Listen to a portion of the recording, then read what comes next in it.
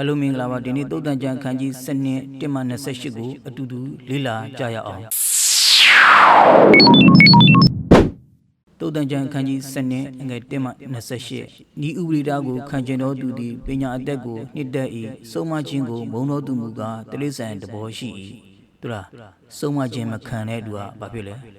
တိရစ္ဆာန်တဘောရှိတယ်လို့ပြောပါတယ်နော်တိရစ္ဆာန်နဲ့အနိုင်ရှင်ထားတာဖြစ်ပါတယ်နော်သူတော်ကောင်းသည်ထာဝရဘုရားရှေ့တော်၌မျက်နာရတတ်၏မကောင်းသောကြံကိုကြံစီတော်သူမူကားအပြစ်စီရင်တော်မူခြင်းကိုခံရ၏ဘာလဲသူတော်ကောင်းဆိုရင်ဘာဖြစ်လဲမျက်နာရမယ်နော်ဘုရားရှင်ရှေ့မှာမျက်နာရမှာဖြစ်ပါတယ်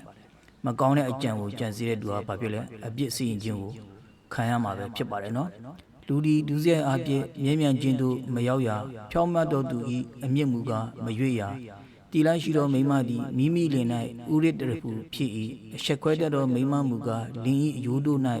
ဆွေးမြေ့ယူခြင်းကဲ့သို့ဖြစ်၏တွေ့လားတီလိုက်ရှိတဲ့မိမနဲ့အဆက်ခွဲတတ်တဲ့မိမကွာခြားတယ်နော်အဆက်ခွဲတတ်တဲ့မိမဘာဖြစ်လဲလင်၏အယိုးတို့၌တဲ့ဆွေးမြေ့ခြင်းကဲ့သို့ဖြစ်တယ်လို့ဖော်ပြထားခြင်းဖြစ်ပါတယ်နော်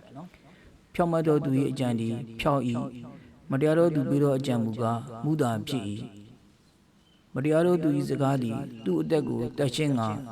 ဆောင်းမြောင်းတတ်၏ဖြောင့်မတ်တော်သူ၏နှုတ်မူကားသူတစ်ပါးတို့ကိုကိန်နှုတ်တတ်၏မတရားတော်သူ၏အိမ်သည်ပြိုလဲပျောက်ပြက်ခြင်းဖြောင့်မတ်တော်သူ၏အိမ်မူကားအမြဲတည်ခြင်းရှိတတ်၏တို့လားမတရားတော်သူရဲ့အိမ်ဟန်ဘာဖြစ်လဲ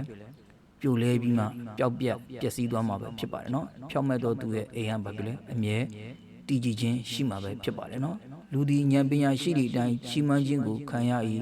တဘောကောက်တော်သူမူကားမတိမဲ့မြင်ပြုခြင်းကိုခံရ၏စားစရာမရှိပဲဝါကြတော်သူတဲ့အတည်မရှိကိုအလုပ်ကိုလုပ်ရတော်သူသည်တာပြီးကောင်း၏ဖြောင့်မတ်တော်သူသည်မိမိတိရစ္ဆာန်အသက်ကိုနှမျောတတ်၏မတရားတော်သူမူကားဂုဏအရာ၌ပင်ကြမ်းကြုတ်တတ်၏ဟုတ်လားဖြောင့်မတ်တဲ့သူကမိမိတိရစ္ဆာန်ကိုတော့မှဘာဖြစ်လဲနှမျောတတ်တယ်နော်မတရားတော်သူကဘာဖြစ်လဲဂုဏအရာကိုတော့မှဒါဂုဏမရှိတဲ့အပြင်ဘာဖြစ်လဲကြမ်းကြုတ်တတ်တယ်နော်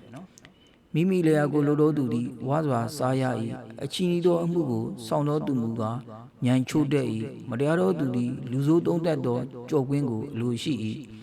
ဖြောင့်မတ်တော်သူ၏အမျက်မူကားအသီးကိုတီးတတ်၏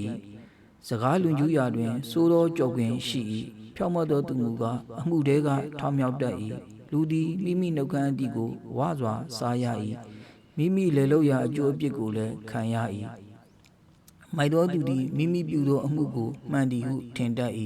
အကြံပေးသောစကားကိုနားထောင်တော်သူမူကားပညာရှိ၏တွေ့လားမိုက်တဲ့သူကကိုလုပ်တဲ့အလုပ်ကမှန်တယ်လို့ပဲထင်တယ်နော်ဒါပေမဲ့အကြံပေးသောစကားကိုနားထောင်တော်သူမူကားဘာဖြစ်လဲပညာရှိရယ်လူများကကိုအကြံလာပေးတယ်ဆိုရင်ကိုကနားထောင်ရမယ်နော်ကောင်းသောအကြံဉာဏ်ပေးတဲ့စကားဖြင့်ကိုကနားထောင်ရမှာဖြစ်ပါတယ်နော်မိုက်တော်သူ၏အမျက်တော်သားသည်ချက်ချင်းထင်ရှားတတ်၏ပညာသတိရှိတော်သူမူကားရှက်စရာအမှုကိုဖုံးတတ်၏